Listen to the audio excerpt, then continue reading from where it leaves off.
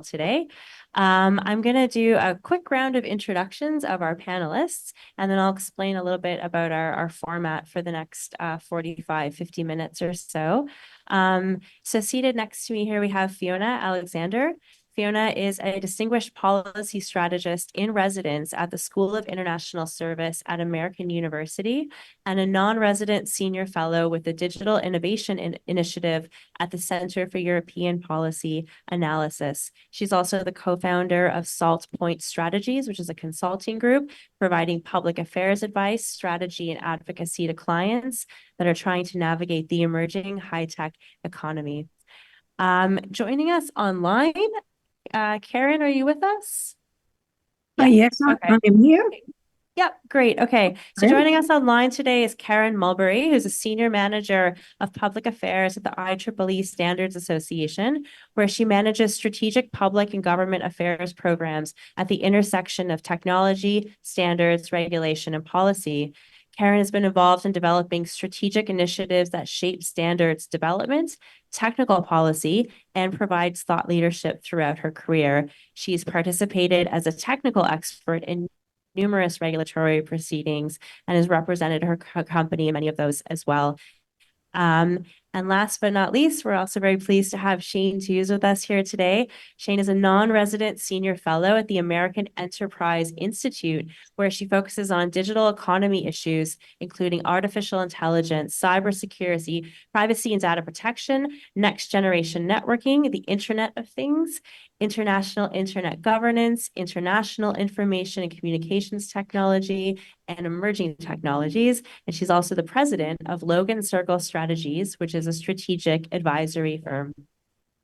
So as I was listening to the panel just before us, and I'm sure you did the same, I noticed that a lot of some of the questions that we were hoping to cover today were already sort of coming up.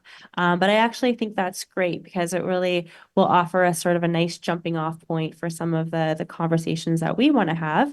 And while that was very focused on the business perspective, we can also widen out a little bit to hear, yes, again, from business, but also from some other voices in the multi-stakeholder community.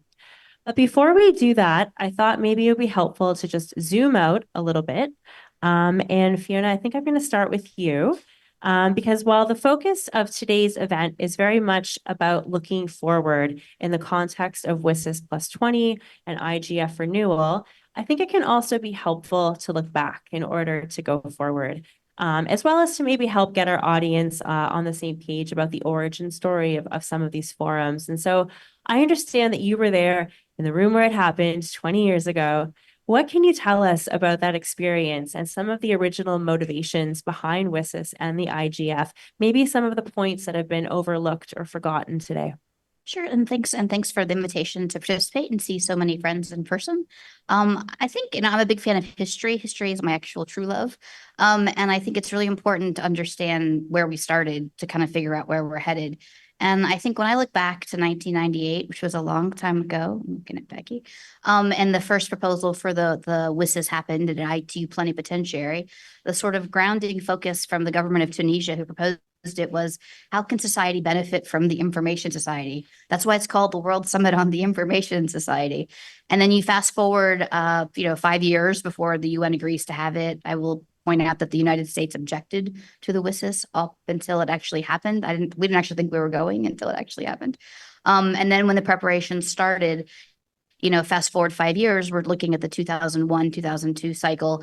And this is when the internet and the commercial internet is really taking off. And governments are starting to struggle with, what does this mean for my society? What does this mean for my citizens? And this is governments everywhere, whether it's the United States or in Europe or in Latin America or in Africa.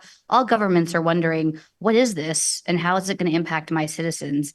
And the beginning phase of WSIS, and again, a summit in 2 phases, because the New York UN process couldn't agree where to have the summit. Literally, that's why it's a summit in 2 phases. Was really about what's the role of governments and how can I get people and my people to benefit from them. And a lot of the WSIS documents, from both the Tunis documents and the Geneva output documents, if you look at those documents today, I think they're pretty good. I know David Gross is online, so he should be proud. He was our head of delegation through that process. And a lot of that text, I think, still holds up in terms of what we should do collectively as a society and how people can benefit. And you'll see a lot of the discussion around that phase is really about the role of governments.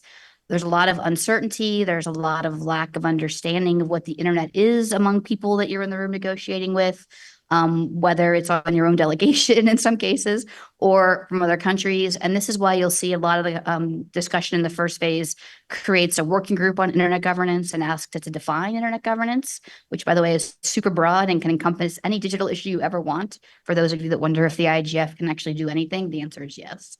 It's only limited, but people wanted to limit it with. And then the WIGIG also eventually calls for a creation of some kind of discussion forum. So you go to the second phase of WSIS, we have a back and forth. There are some critical issues where the United States at the time where I worked in the US government and other countries didn't agree. Cybersecurity, these issues are still a problem today. But some of those key issues are still problematic. But what we do end up with is the creation of the Internet Governance Forum. And the idea was to create a place, I think, as Ashley identified, which is actually talk. Because we spent so much time, whether it was in the ITU where we were always arguing about words. I remember arguing for a long time about S or no S in a document, literally. I can't remember why, but it was Indigenous people or peoples, and we weren't allowed to agree to one, which now I can't remember because it had legal ramifications back at home. So you go from that world to ICANN, where you're equally arguing because you're arguing about things that go into contracts that have to be enforced. And so the idea was to create a middle space where you can actually have a conversation. I think the actual ITU World Telecom Policy Forum was kind of a bit of a model because that was an earlier version of doing that. But that was the point of the IGF, which was to have a conversation, to have a place to talk, to have a place to listen to people and see what people wanted. And then from that, you could take things and do different things in different places. So just in terms of the origin story, that's kind of where we ended up. And, I look back and I think we still have a pretty solid basis for going forward based on that. Thank you. And I think that word middle space is really key to keep in mind as we talk about the way forward. And so I'm going to come now to you, Shane. Given the history that we've just heard and that you're also familiar with and the inherently multi-stakeholder nature of these forums, can you elaborate a little bit on that term multi-stakeholder? I mean, we've now heard it multiple times this morning, but what does that mean to you, to the community that you represent, that you work within? And can you give some concrete examples of how multi-stakeholderism works in practice? Absolutely, and I'll give you some examples. One was when we were in Egypt and we were meeting with the committee that coordinated, and we kept saying governance, governance, governance, and the woman looked at us and said, that doesn't translate in Egyptian. That's just means government. And I was like, so this whole time when we say governance, you hear government. She's like, yeah, works great for us. And I was like, gonna have to work that through, okay? So that was one. But then after unfortunately, the timing was right after the Mumbai attacks. We were in India, as my chief security officer said, because it's 300 miles away. I don't know why you're concerned. But so it was a smaller group. And so kind of the core group that were mostly ICANN people decided that we were going to spread ourselves out to try to cover as many things as possible to make sure things were recorded in the notes, even though there's no official outcome document. And Bertrand de la Chapelle and I went to the West Africa IGF regional meeting. And at this time, we didn't have an IGF USA. And I was just fascinated listening to them very directly talk about the challenges they were having that were West African problems, not Central African or East African. So they're like, they have different issues. We don't have the landing cables that they have in East Africa. And we kind of walked away from that and said, are we working at a level of arrogance out of Americans? Like, we don't think we need one of these because we've got this covered. We're doing all these things. And I came back and talked to Fiona, and I was like, we need to do our own and just to have our own, dialogue about this. So there have been, many conversations along the way. The other thing about just the multi-stakeholder, and I was thinking about Jim's panel is, part of what you have to do when you put in a panel discussion is you have to cover all the multi-stakeholder points. So I always feel like there's this Michael Fox movie from back in the day where he's a concierge and they like meet in Central Park and they're like, I've got 2 tickets to this. Can you find this? Blah, blah, blah. So Jim will call and be like, okay, I've got an Israeli and a blah, blah, blah. I'm like, what we need to do is just, span this out. Somehow he always like figures it out. And the one that's always a bit of a challenge is youth. But multiple times I have found the youth discussion is probably the most vital and important in the dialogue, because they're not trapped in past thoughts of how things are supposed to be. They're very digital native in the way that they think about things. And so last year in Tokyo, on our panel, we had a WIPO IP lawyer, and we had one young lady was on the panel, and then her colleague was there, and they very cleverly figured out they were very concerned about their use of music rights on their, sorry, I'm going to trigger word here, TikTok, on their TikTok panel. I mean, what they were doing, and they spent the whole time asking the IP lawyer what they should and shouldn't do and how they should structure what they should do with their music. They were concerned about doing it legally, and I was like, I can't believe those kids figured out how to get hundreds of dollars worth of free legal advice on the panel. I mean, it was really quite clever. But they, always come at it with a really good, positive story. And so I think that part of the multi-stakeholder element is a very net positive, but I also understand the challenges of the finance that we'll talk a little bit about as well. Absolutely. And I think that's a great point taken too about better inclusion of youth perspectives along the way. Karen, I think if you can hear us online, I think I'd like to come to you with the same question about what does the term multi-stakeholder mean to you in your work in the communities and organizations that you're representing and working with day to day? Yes, thank you very much. There I am. You say, what does a term mean to me?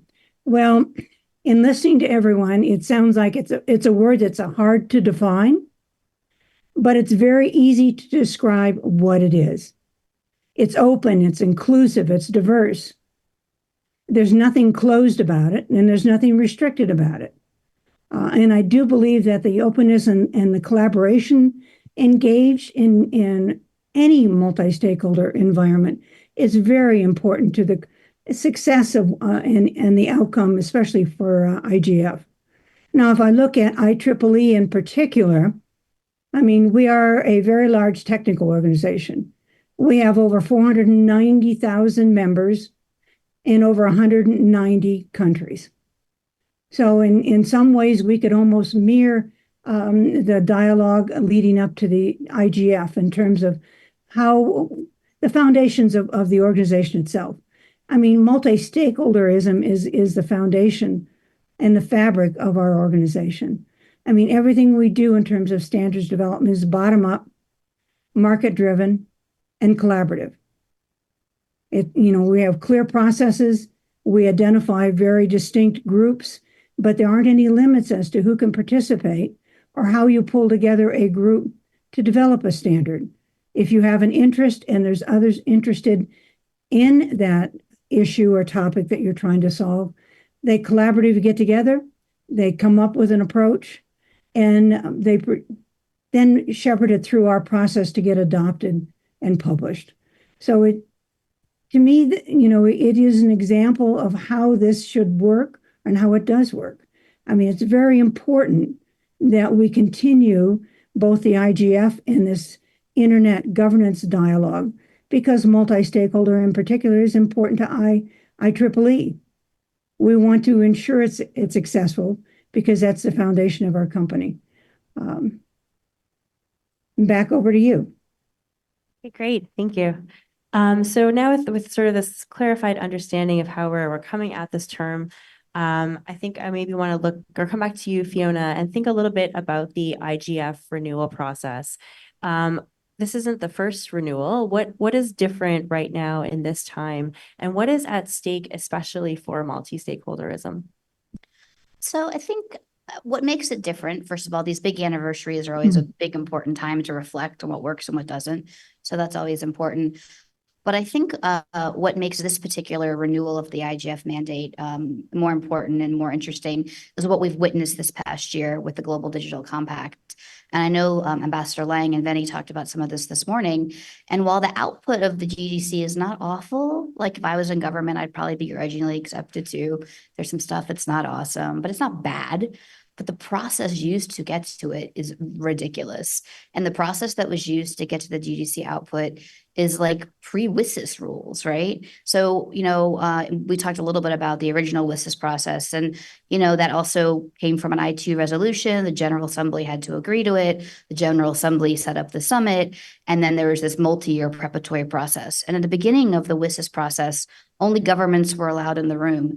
And I'm pretty sure ICANN's then CEO, Paul Toomey, was forcibly removed from a room. Maybe with like a UN guy with a gun. You'll have to ask him about that. He'll make it more dramatic. But I do believe a lot of stakeholders, and there are probably folks in this room that were there, were not allowed in. And so over the course of the WSIS process, because we had multi-years to negotiate the process, the US and others really advocated and pushed for a much more open participatory process. So other stakeholders were then allowed to be in the room. Then other stakeholders were then allowed to give statements. And so then they were allowed to have much more of a say. And this is why you end up with a WSIS output document that actually highlights strongly the importance of all stakeholders having a role and all stakeholders playing their role. So prior to all of this, you had governments sit in closed door rooms. Even in the ICANN model, the GAC used to have closed door meetings. They weren't open to non-government people. If you didn't have a government badge, you couldn't get in the room for ICANN. I mean, so this was the time during that period, and things have shifted. And I think what I find most troubling about the GDC process this past year is that we're back to that. We're back to governments only in the room. And it's even worse because the co-facilitators attempted to have a process which was a little bit insulting and perfunctory, where you can do 2 minutes of intervention and then they move on and then there's no record. So it's like being asked your opinion and then completely being ignored. It's even worse than being left out. So I think this is actually really problematic because next year we're headed into WSIS plus 20. It's still unclear what the preparatory process is going to be. For the last WSIS preparatory process, WSIS plus 10, the big one, there was actually other avenues to participate. The ITU had this, I forget the name of it, some kind of council working group that Nermeen, who I think still I saw from the Egyptian government, was very involved in. And she actually opened up ITU rules to let people participate. And then Janis Karklins, who is ambassador from Latvia, chaired the UNESCO process, and he actually let governments and other stakeholders negotiate a document. And you had some lower level from ITU and UNESCO processes that allowed stakeholders to have a say, and then that shaped a New York conversation. So right now, we have no idea what's happening unless someone in the room knows more than I do. We don't know if we're going to have a co-facilitator process and who those facilitators are. We don't know if we're going to have another version of what GDC is like, which was bad for us. So I think to the extent the GDC outcome isn't awful, it reaffirms 20 years ago. It doesn't actually show any forward movement. It specifically eliminated the call to have governments fund the IGF. And we saw a lot of countries, be very retro in their proposals and actually propose things from 20 years ago. I'm like, really? We're still doing this? But again, you don't have clarity because you weren't in the room and it wasn't webcast and you can't see. And I find that really troubling because 20 years ago, that was the way the ITU worked. And the ITU, to its credit, and UNESCO and others have done a great amount of work to make things more open. So you see these expert agencies of the UN allow you to participate, but the New York processes don't. So that's what we're headed into. And if we don't complain and if we don't say something and we don't push our way in again, like stakeholders did before, we're going to end up in a process next year where we have no idea what the outcome is going to be. So is the IGF renewed, up or down? Is it like contorted in a way that we don't like? I don't know. So I think it's really troubling. So I think it's really important people start talking, they start engaging together collectively, they start talking to their governments, they talk with an ICANN community and IGF USA or whatever makes sense for you and others in other parts of the world. But it's really important to get organized now. Because if you wait next year, it might be too late. Yeah, that's a great point. And I definitely want to, before we end this panel today, come back to everybody for some concrete recommendations and suggestions on the way forward. And I can certainly sympathize with the being given like the 2 minutes or 3 minutes in the back of the room to make your off the record statement. I think that all of us who have spent time in UN processes and forums are familiar with that somewhat tokenistic feeling that you get of stakeholder participation in some of these venues. And I recognize that there is now a lot of backsliding, which is negatively affecting and having spillover into forums like the IGF and others that have historically been much better at this and much more forward-looking. So maybe building on that and also building on the discussion that we had in the first panel, that kind of, got into like the nitty gritty of like some of the specific barriers and challenges. In the earlier panel, it was the business community. But I'd like to hear from our panelists, which are business, technical community, and academia as well. What are some of these barriers and obstacles that you're facing? And then maybe a second part to that question goes back to the marketing problem that we heard in the earlier panel. How then with these problems, with these challenges, how do you market the value proposition of participation back to your constituents? I don't know, maybe Shane, we'll start with you and then we'll go to Karen and come to Fiona. So the internet is a shared resource at a certain level. At certain points, it's not when you go through the network stack. And so it's always interesting to have the tiering of people in the conversation to realize kind of what things are hardened and probably are not going to change and what things are ubiquitous. And we need to have a discussion about them globally. We're seeing this challenge with digital sovereignty, which has become a big, topic.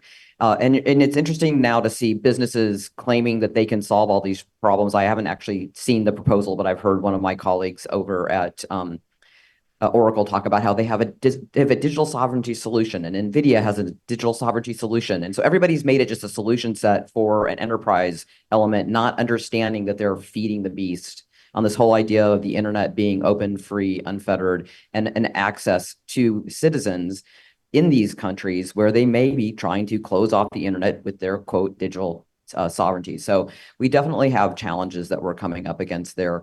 And then, Ashley brought it up. She's got, she's been in this game for a very long time and hasn't been to an IGF because now she's in a commercial element where it's hard to sell your boss that I'm going to go talk to these people and their stakeholders. And he's probably in the back of his head saying, how many domain names are they buying? Or, ancillary items. I think you go with the youth. You say, look, these are the up and comers. I'm going to go do some we're going to word shop that for you, Ashley. We're going to get you to one. But that is, that's a finance challenge, which we definitely see is how do we, collaborate? I mean, I can, to its credit, solve the finance problem by saying we need the multi-stakeholders here. So apply, we will find funding for you to be able to be part of the process because they realized left to their own devices, a lot of these entities that they want in the room would not pay for that. It's just not going to be a priority and what their top tier priorities are that they are as an organization. So that's something that we need to be really attuned to. Great, thank you. Karen, from the perspective of the technical community, what are some of the barriers and obstacles that you're experiencing? And then relatedly, do you find that complicates your effort to make the case to participate? Well, I was going to start off with kind of an example. When you look at how the internet was, quote, invented, how it evolved, it was to replace the traditional telephone network, which had a lot of gatekeeping activities. The internet is free and open, as Fiona noted, where the traditional network, you had to go from one point to another point to another point to actually get to the end point of what you were trying to accomplish. So, we should learn our lesson from technology in that having lots of gatekeeping as part of the process doesn't work very well. We need to have it open and unfeathered. Now, in terms of barriers, I know, again, using IEEE as an example, we have a lot of different standards development activities going on. You do not have to be a member of IEEE to participate. That's a perception a lot of people have, but you do not. You have to be a member in order to vote to approve a standard, and that's only because we need something to track who is voting, so there isn't an opportunity for someone to overwhelm the process and take it over. But again, I think you hit a real sore spot in terms of marketing and understanding. People need to understand that it is open and you are allowed to participate. There aren't any restrictions, and that your voice is valued, whether it's repeating something, whether it's asking the stupid question, even though we all know that there is never a stupid question.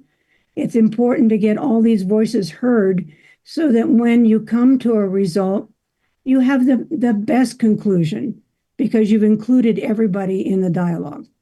So you know, as we address one barrier, I'm sure that there's going to be others that come up. But we can only do this, I think, as a collective to try and solve the problem, get the word out that this is a place to talk about these things, that we need to look at policies for emerging technology. What should it look like? And sometimes we do need to talk for quite a while on something before we can actually understand other perspectives and get to some common ground to move forward on. Yeah, and I do think sometimes the sheer value of just dialoguing can be overlooked. That came up earlier as well. Did you want to come in on this point as well, Fiona? I think, I mean, making the case to go to IGF can be hard regardless of which stakeholder group you're in, right? We heard on the earlier panel about the importance in business and making the case. You know, the same could be said when I worked in government and making the case for governments to show up and different parts of your government to show up. So I think that the challenge is for everybody, which is why this is important. And I think you have to start from a place of principled decision-making where you think inclusivity is important and you think that having lots of voices and perspectives be involved in whatever you're doing is important to deciding how you move forward, whether it's a major policy decision, whether it's an opportunity to talk to your customers, whether it's an opportunity to talk to governments, but different stakeholder groups have different reasons for being there. But I think it's important to recognize that for a lot of people, it's a challenge to make the case. Sometimes it's funding. And I do think that getting the IGF some real funding and sustained funding might actually help some of that going forward in the same way I think that ICANN really did itself a favor by setting up its own process for that. But also the IGF has really advanced, as has a lot of things on and having online participation. So there's lots of ways to participate now in the IGF. There's lots of intersessional work that didn't used to be there. There's the dynamic coalitions. There's the national and regional IGFs. There's lots of opportunity to show up and participate. So it's about figuring out what makes the most sense for you and what you're trying to get done. Thank you. Okay, so now we've talked about all the hardships and the barriers and the problems. Maybe let's pivot a bit to talk a little bit about solutions and recommendations for the way forward in the context of the renewal process. So same question for everyone, and maybe this time, Karen, we'll start with you online. If you had to give one concrete recommendation for improving or enhancing multi-stakeholderism in the IGF renewal process, what would that be? Well, I mean, there's so many different examples. I think when you look at one of the outcomes of WSIS plus 10 was to tie the Sustainable Development Goals to a lot of the WSIS activities. I think that there are ways through that process where the discussion of the importance of those goals has occurred, and the implementation reports that come from that show that dialogue through WSIS, through the IGF, has been very important and impactful in sharing that information between one group that has moved something forward with another group that then can take that example and see what they can do for themselves in their area. I mean, I think that dialogue is the critical capacity building development within IGF and the WSIS process, where you can exchange that knowledge and exchange that experience in a non-threatening situation, because it is an open discussion. It's not that here's a formal report, you should do something with it. It's a way we can talk about, you know, I have all these tools that I've used. Let me show you how I've used them. Maybe they can help you.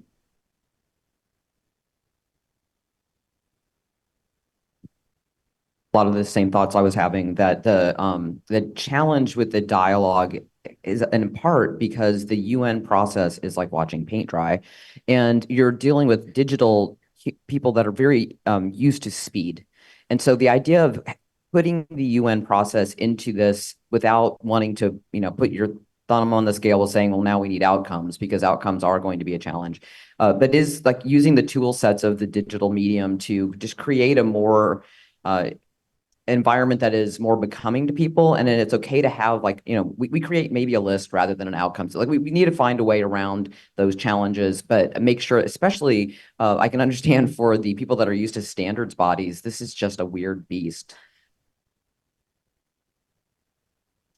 So I think, it's important to keep in mind the things that you can achieve at the IGF, right? And it's important to figure out what you can take away. And, people keep talking about, oh, we need to change the mandate, we need to have outputs. And look, the words I'm pretty sure say recommendations with a small r as appropriate. And if you really want to know what that means in government speak, I'm happy to explain that to you later. But that means you can do outputs, by the way.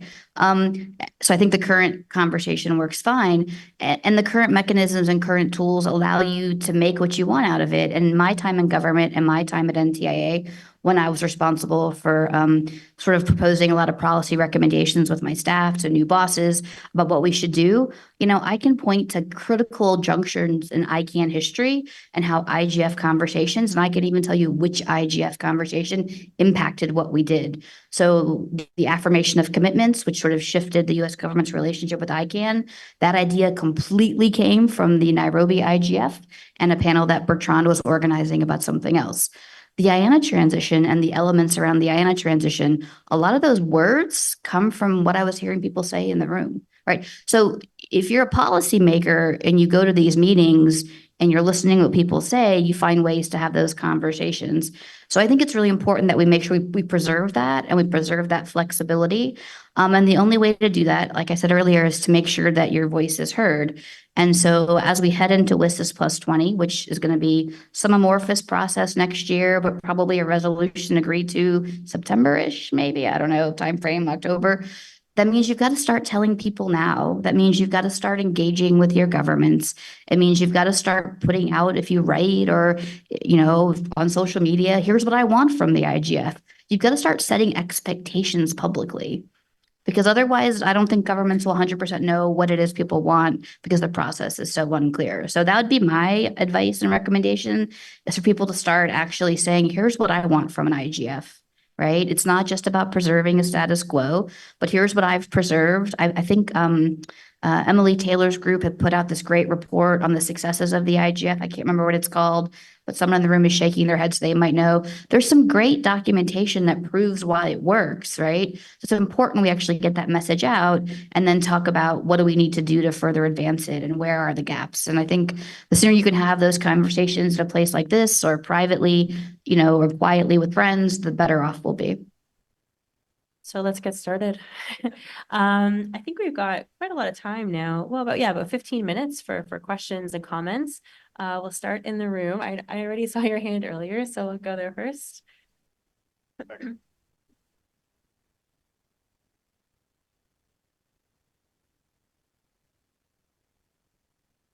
Thanks. I have a question, actually. You mentioned something about the participation within the UN processes and how they're closed and behind closed doors, etc. But Ambassador Lang was talking about the possibility of joining the US delegation as a subject matter expert. And I know the US delegation has been doing this on the ITU and the WICIT, etc.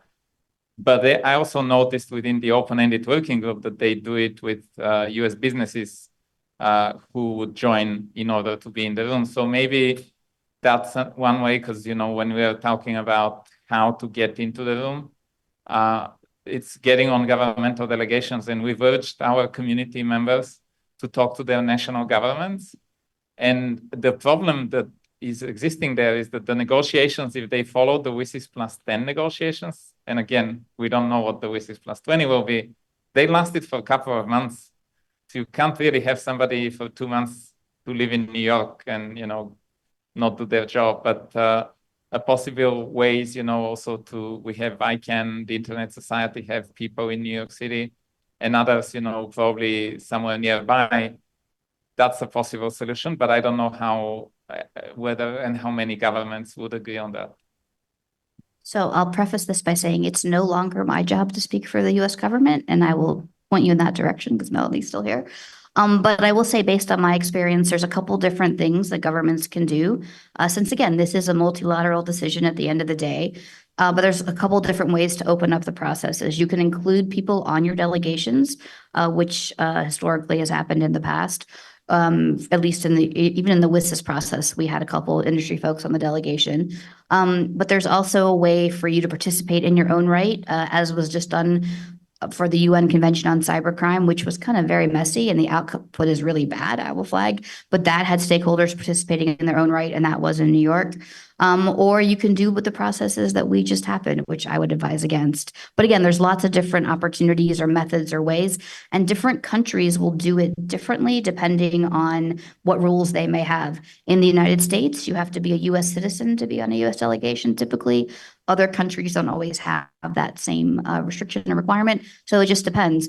But I think, unfortunately, if you're in a country where your government is not welcoming of your viewpoint and is not welcoming of your perspective, either officially or unofficially in a delegation, then you need to find other venues. So maybe, ICANN's WSIS plus 20 process or list or whatever Betty described earlier is a place. I'm not sure what ISOC is going to be doing this cycle, or your local CCTLD. Sometimes CCTLDs are very active and they coordinate with stakeholders. So it can be very specific to your geographic situation and where you are. So there are lots of ways to be involved depending on I think, on where you're situated. I might just take the liberty of jumping in on that myself, because we've had a lot of these conversations in the context of the UN's open-ended working group on ICTs and whatever its successor body will be. The OEWG hasn't always been a very friendly place for non-governmental stakeholders. And there are, different governments. For example, I'm Canadian. I've sometimes been on the Canadian government delegation. It is a good way to get accreditation and have access, but different countries will approach this in different ways. And some are taking you on to be their sort of informal advisor and bringing you on for your subject matter expertise. I think in other cases, it's a bit more like you're in the room, now you run free sort of a situation. But what I think we always, in those contexts anyways, emphasize, and this is to the point that you were just making, is that it's always going to be important to be in the room and be influencing as things are happening in real time. But positions and policies are also being made many, many months before that. So I think if you're kind of just waiting for that last point to be there, it's maybe a bit too late to really influence things meaningfully. Okay, more questions. Yep, and then we'll go in the... Hi, it's Judith Hellerstein.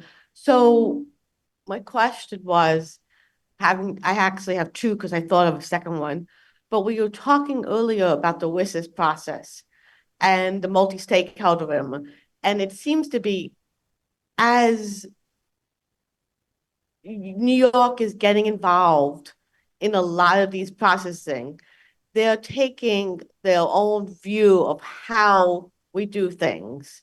They do things, and which is not a multi-stakeholder point of view.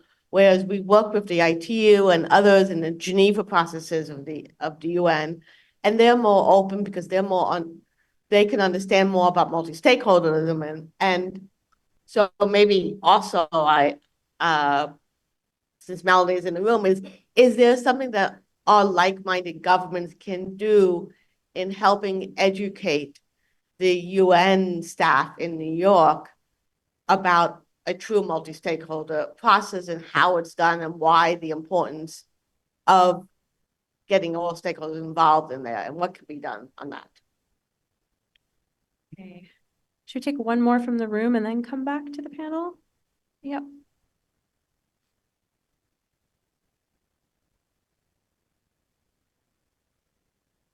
Hi, yes. I was just told we would go to online first, but I'm happy to do it. I think the big difference between WSIS plus 10 and WSIS plus 20 is the enormous outcome of national and regional IGFs. And what I haven't heard yet, but what I think is an excellent opportunity is to use those in conversations with multiple national IGFs. There was even the suggestion, if IGF would stop, would you stop? Maybe not, and not all of them. That's the first thing. The value is much more than this one time a year big event, which is important, but there's more. The other thing is that for those national IGFs, it's an excellent opportunity for stakeholders to engage with the government and take it back to the IGF. I think that is the opportunity. If we can sail that one, it would help a lot. And I agree with the activities on ongoing IGF processes like dynamic coalition, policy networks. It'd be good if it become more visible what really comes out of that, because there is a lot going on. It's not very visible, but national IGFs and more visibility for these things, I think. Okay, before we go to the online questions, does anyone in the panel want to weigh in on the Geneva versus New York dynamic and on these points that were just made right now about the value of national and regional IGFs? Yeah, I'm happy to start. And I think it's important to keep in mind that the UN is not its own thing. It's what the member states want it to be. So the member states are the one deciding what happens. So the Secretariat can make a proposal about a process, but ultimately governments will make a decision. So at the outset, you need to talk to your government and tell them what you want, whether it's your government here in Washington or government somewhere else. So again, the Secretariat might make a proposal, but the UN is what its member states want it to be. So that's who's deciding these rules of procedure ultimately. And I would just say, I think the national IGFs are a great place to have this conversation. And also the GDC itself, there's a whole section about follow-up that points to the WSIS plus 20 process. So there's an amazing opportunity to link the GDC to WSIS plus 20. We have the IGF coming up in Saudi Arabia.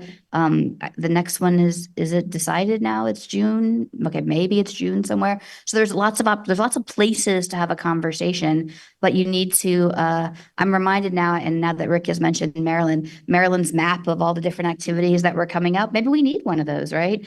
Maybe someone needs to put together, we have the national IGFs, we have ITU has a process that just started. I'm assuming UNESCO is going to have a process. CSTD is going to have a process.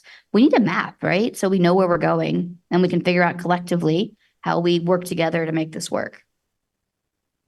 The only thing I'd add to that is that Eurodig is a great example that there's a collective group of people. They do a wonderful job going outside of their, bordered remit into discussing things which we have not had the interest of doing here. I know there's always one that says, let's get Canada and Mexico involved in it. It just becomes something that's too big for anybody that wants to take it on here for different reasons. So I think sometimes you go with what works in your region. As far as the UN situation in New York, that's just a process situation. I mean, that's like, we all do that. Most of us are sitting here in Washington. We know the Washington processes, and we just fall back into those habits because that's what we know. So Mark Carvel has a comment and a question. So I'll read the comment first. And this was in relation to having your voice heard and how do you engage. Another suggestion is to organize briefing sessions for national missions in New York in the coming months. ICANN, ICC, and Internet Society could jointly organize these briefings.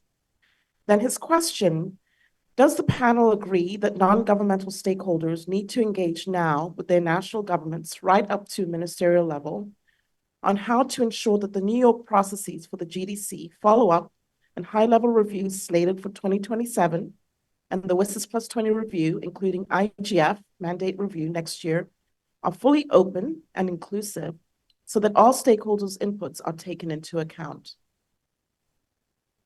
Just a point of clarification. Did that say weekly? I think in the very beginning, it said they should meet weekly, because that sounds like a nightmare.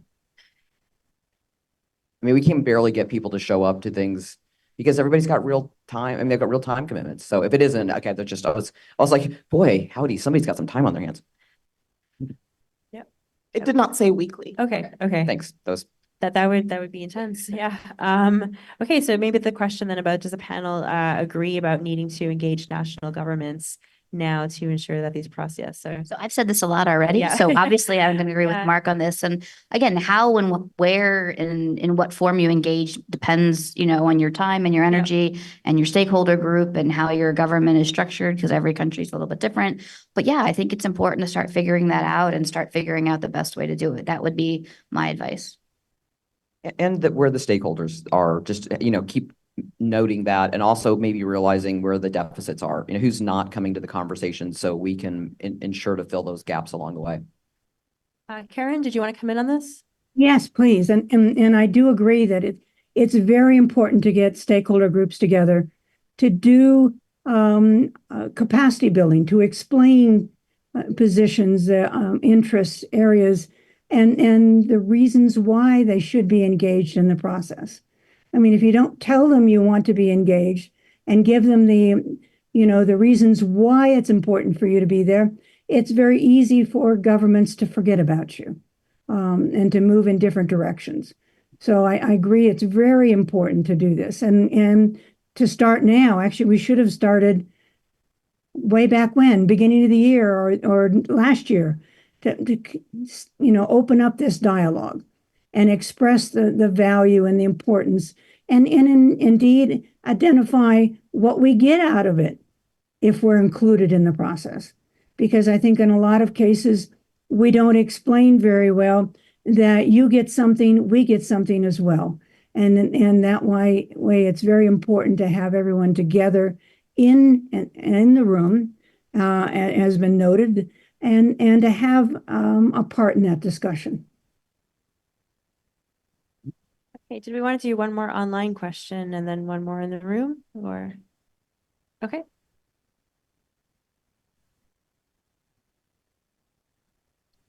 Yes, thank you very much, Jimson Olufi again. Thank you, Fiona and Sean, for very great presentation. Just very quick question. What is your recommendation? Should IGF be renewed or not? Drum roll. So I think that's a good question, actually. And I will own up to the fact that the US government was not a supporter of the IGF at the outset when it was originally proposed, but neither was ISOC and everybody else, by the way, because no one wanted to create anything new. And I think I think Jackie talked about the meeting in Athens, and I think David Gross and I were the only US government folks that went, because everyone was like, I gotta get ready for Plenty Pot. I can't add that in. And then by the time I left government, I don't know, there were like 40 US government folks going to IGF on the regular from different departments and agencies. So I think that speaks to the value that people have in it. So just based on that alone, I would say yes. I think it can provide great value if you want it to. And as I described personally, it provided great value to me when I was at NTIA and trying to provide some thought leadership about the US government's role with ICANN. It was invaluable to me as a place to have those conversations. So yes, would be my vote. I would say yes as well. I think it needs to be open to evolution. I think that the dynamics have changed. It's somebody brought it up earlier that that we're into second generation or third generation. I mean, those who spend a lot of time in ICANN meetings realize half the time you feel like you're giving a history lesson. Somebody you're like, well, there's a reason why that got there, and then you kind of think in your head, maybe that hasn't evolved, as well. So, we need to bring more people into the discussion. Maybe not the same people need to be there every time, but there's a certain legacy to what's been going on, and we need to open that up to, changes in the process that make sure that we can keep people interested. Karen, did you want to also respond on that? Yes, I say I would agree with Shane and Fiona. It is going to be renewed. Will it look the same? Probably not. I think there's going to be some massaging around in terms of what the expectations are for WSIS and for the IGF. Hopefully they will be good in terms of defining the legitimacy of the organizations and their outcomes and the importance everyone places on the work. So I agree it'll happen. It's just going to be the devil in the details. What will it look like? I think we're just about at time. So if there aren't any other burning questions. Okay. Or Jen's got one in the back. okay, yeah.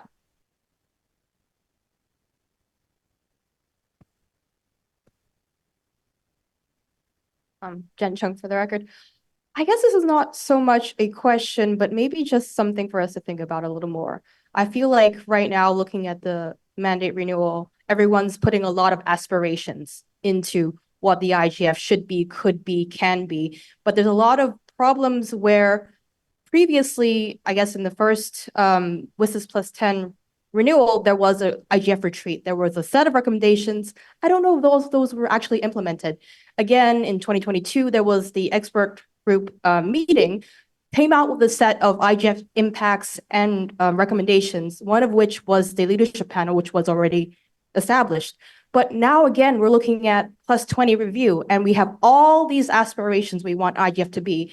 And the question is, will they be able to implement all of this? I don't think IGF has a problem with outputs, but they do have a problem with who is actually going to implement all of these recommendations to make it the IGF we all want it to be. And I don't know if there's answers right now, especially since in the GDC, the funding has been taken out. So that's a huge, big question mark.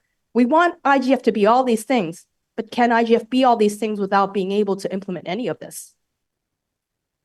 Great question. For a few final remarks from each of you. So I think that's an important point, and I've been a big advocate in the last few years about some regular routine IGF funding. Right now, the IGF is beholden to whoever feels like giving it some money, and I will, take my fault in that dynamic, because at the time, the U.S. government, maybe still, I don't know, has a policy of zero nominal growth with respect to the UN, which meant we couldn't agree to new structures, which is why it's called a forum, by the way, and why we couldn't agree to a line item budget. So we're 20 years later, it's proven its value. I think the GDC even assumes it's going to continue. I think it's time to actually look at regular and sustained funding levels to get the secretariat, who does a great job, but to get them more resources and to get all these great sessions and the website better and to make it more useful. So I think for it to be the IGF that we want, as you've described, I really do think that the funding question and the sustained funding is what needs to sort of be a bar. And WSIS plus 20 next year can decide that, right? Just because the GDC didn't take it on doesn't mean next year you can't actually take on the funding question again. I think the core issues of open, free, and secure digital, not just internet now, digital world is what we're going towards. What we've learned with all the excitement about artificial intelligence is that when people hear the word governance, they think power. And a lot of times they mean nation state power. And we're seeing that with the AI security forums that have gone on. And we also saw that after the UK very excitedly raised their hand and said, we are going to help put all these together. And then, they had a new government come in, and one of the first things the government did was shut down the funding on the items that the previous government thought was so important on AI safety. So, we have to be thinking about, I think the norms that were created during IGF are important. Like I just said in my previous comment, they shouldn't be in concrete. We need to be fluid about it, but we need to stick to the importance of why you need a governance structure that is global, dynamic, and ability to kind of migrate around this. And kind of going to Jim's previous comment about we have a marketing issue. There's just a lot of people who don't understand why this needs to exist inside the UN. So we have layers of marketing that we need to do to explain this is a very important thing that should be sustained. Karen, final word. Yeah, thank you. We've heard a lot about the IGF and a lot of aspirations for its the WSIS renewal and what it could be. And I actually think, to Fiona's point, it's time for the IGF itself in terms of its administration to grow up too. The organization is evolving. There's a lot more expectations in place of the outcomes and the ability to talk within that structure. And the structure then needs the resources. It needs the ability to facilitate that, to make it happen. So, funding is always fundamental to any organization. And if you're scrambling for funding, it means it really restricts your ability to actually accomplish a lot, to really support a lot. And I know the IGF over the years has struggled quite a bit in terms of finding funding sources. The foundation was set up to help assist with that, but that can't be the sole source of the revenue to support the IGF process and to really evolve WSIS into I think what it should be, that open, very inclusive and collaborative place where people can talk, where people can listen, where you might come in with one opinion, but you learn a lot through the dialogue and can go home with something slightly different.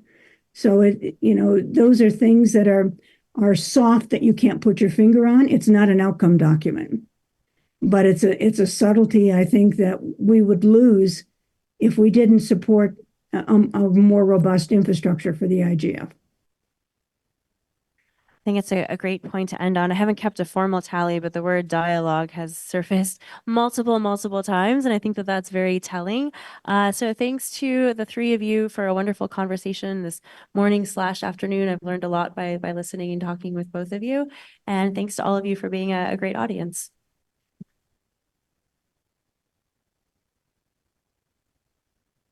Thank you, Allison. Thank you, panelists. I think this was another great session. I hope everyone enjoyed today's program. I certainly learned a lot, and we're really learning a very good note at the end, Allison, there. We're learning that there's, more need for dialogue and talk. And so on that note, I can let you know that this awesome space here at the DC office is intended to be used more often for exactly this type of session. So be on the lookout. We'll be doing these at least a few times a year. And we'll try and pick timely topics, right, on internet governance, technical discussions, things that make sense for us to gather stakeholders to speak. So with that, we have some lunch boxes over there. Feel free to stick around, network, or just grab a lunch box and go on to the rest of your day. Thank you again for your attendance, and we'll see you at the next event.